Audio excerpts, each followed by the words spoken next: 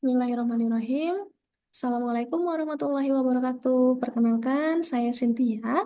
Pada kesempatan hari ini, saya akan sharing mengenai salah satu paper yang berhubungan dengan penerapan digitalisasi di lingkungan kesehatan atau khususnya rumah sakit. Ini merupakan salah satu pemenuhan dari tugas mata kuliah digitalisasi rumah sakit Prodi MIRS Universitas Muhammadiyah Yogyakarta.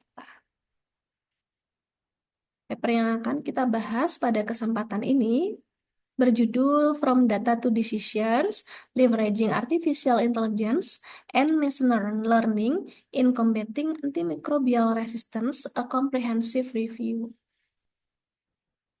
Yang melatar belakangi dari penelitian ini adalah karena penggunaan antibiotik saat ini sudah digunakan secara luas sekali, tidak hanya terbatas dalam dunia kedokteran manusia, hingga juga sampai ke produksi ternak. Dan ini telah memperburuk masalah resistensi antibiotik atau IMR secara global. Ini menjadi tantangan besar di lingkungan perawatan kesehatan di mana patogen resisten terhadap banyak obat atau multidrug resisten. Kemudian di sisi lain, pengembangan terhadap antibiotik baru itu tidak sejalan, tidak seagresif dari jumlah resistensi yang terjadi. Oleh karena itu, dibutuhkan cara-cara lain untuk bisa mengimbangi masalah tersebut. Nah, salah satunya adalah kemajuan terbaru dalam kecerdasan buatan ini yang telah merevolusi berbagai sektor, termasuk di dalamnya adalah sektor perawatan kesehatan. Tujuan dari penelitian ini adalah untuk mengeksplorasi peran AI dan machine learning dalam manajemen antimicrobial resistant dengan fokus pada identifikasi patogen, pemahaman pola resistensi, prediksi hasil pengobatan, dan penemuan agen antibiotik baru. Metodologi yang digunakan adalah comprehensive review, di mana dikumpulkan data dan sintesis informasi yang mencakup berbagai sumber data, termasuk data penelitian, laporan industri, kebijakan, bahkan sumber-sumber non-akademik lain. Apa hasil penelitian yang menarik? Yang pertama adalah mengenai antibiotik stewardship. Jadi sistem AI ini meningkatkan pengelolaan penggunaan antibiotik di rumah sakit dengan memantau penggunaan antibiotik dan mendeteksi penggunaan yang berlebihan atau tidak tepat. Sistem ini menganalisis pola persepan, mengidentifikasi anomali sehingga intervensinya lebih terarah. AI ini juga dapat digunakan untuk menyoroti situasi di mana antibiotik yang diberikan tidak sesuai dengan pengobatan lini pertama, atau ketika antibiotik spektrum luas digunakan tanpa indikasi yang jelas. Kemudian, temuan menarik yang lainnya adalah AI atau ML ini dapat memprediksi resistensi. Jadi, algoritma AI atau ML dapat menganalisis data genom untuk mengidentifikasi penanda genetik yang terkait dengan resistensi antibiotik. Teknologi ini dapat memprediksi resistensi patogen terhadap berbagai antibiotik berdasarkan konten gen dan komposisi genom dan memfasilitasi diagnosis yang lebih cepat dan akurat. Ya, kemudian yang ketiga, ini juga mendukung keputusan klinis. Jadi sistem ini bisa membantu untuk memilih terapi antimikroba yang tepat. Sistem ini membantu dokter memilih antimikroba yang paling sesuai dengan menganalisis data pasien dan memberikan rekomendasi pengobatan yang dipersonalisasi untuk masing-masing pasien. Teknologi ini dapat menganalisis data pasien dan hasil klinis untuk membantu penyedia layanan kesehatan dalam mendiagnosis infeksi, mengevaluasi tingkat keparahan, dan memilih pengobatan yang efektif.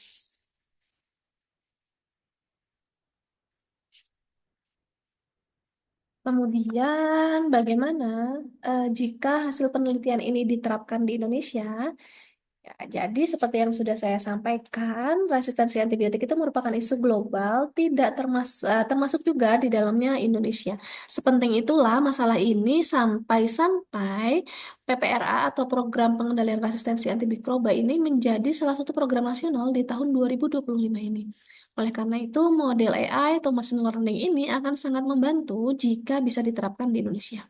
Hanya saja ada beberapa tantangan yang perlu dipertimbangkan, antara lain, pertama, kesiapan infrastruktur kesehatan.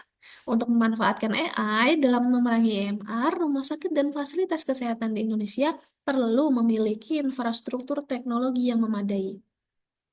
Ini mencakup sistem informasi kesehatan yang terintegrasi, perangkat keras yang kuat, serta akses internet yang cepat dan stabil, dan itu adalah tantangan terutama terjadi di daerah yang terpencil. Kemudian yang kedua adalah kualitas dan ketersediaan data. Karena AI dan ML ini memerlukan data besar dan berkualitas tinggi untuk bisa memberikan hasil yang akurat. Pengumpulan data klinis, data genomik, patogen, dan data hasil pengobatan yang komprehensif dan terstruktur menjadi hal yang penting. Tantangannya adalah memastikan bahwa data yang dikumpulkan dari rumah sakit di Indonesia terstandarisasi dan dapat digunakan untuk pelatihan algoritma yang efektif. Kemudian juga ada tantangan mengenai keterampilan dan pelatihan SDM. Karena untuk menerapkan AI ini dibutuhkan keterampilan khusus. Di Indonesia, keterampilan mengenai penggunaan teknologi ini perlu ditingkatkan. Selain itu juga ada kebutuhan untuk mendidik penyedia layanan kesehatan agar mereka bisa memahami dan memanfaatkan hasil yang diberikan oleh algoritma AI dalam pengambilan keputusan klinis.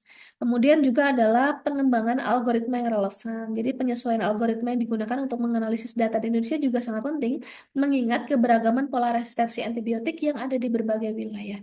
Algoritma perlu dilatih dengan data yang mencerminkan karakteristik bakteri dan resistensi yang spesifik untuk wilayah Indonesia. Oleh karena itu, kolaborasi antar lembaga kesehatan, universitas, dan pengembang teknologi sangat diperlukan untuk memastikan bahwa algoritma yang digunakan relevan dan efektif dalam konteks lokal. Nah, yang terakhir, juga ada tantangan terkait etika dan regulasi.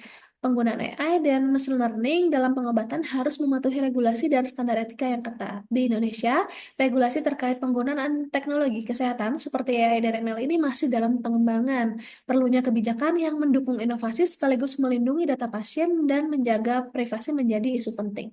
Pemerintah harus berperan dalam menciptakan regulasi yang jelas mengenai penggunaan AI atau ML dalam layanan kesehatan.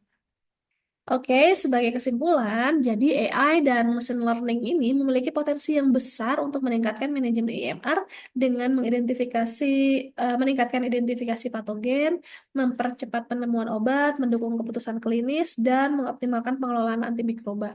Namun, mengatasi tantangan terkait kualitas data, interpretasi model, dan pertimbangan etis juga adalah menjadi kunci untuk mewujudkan potensi ini.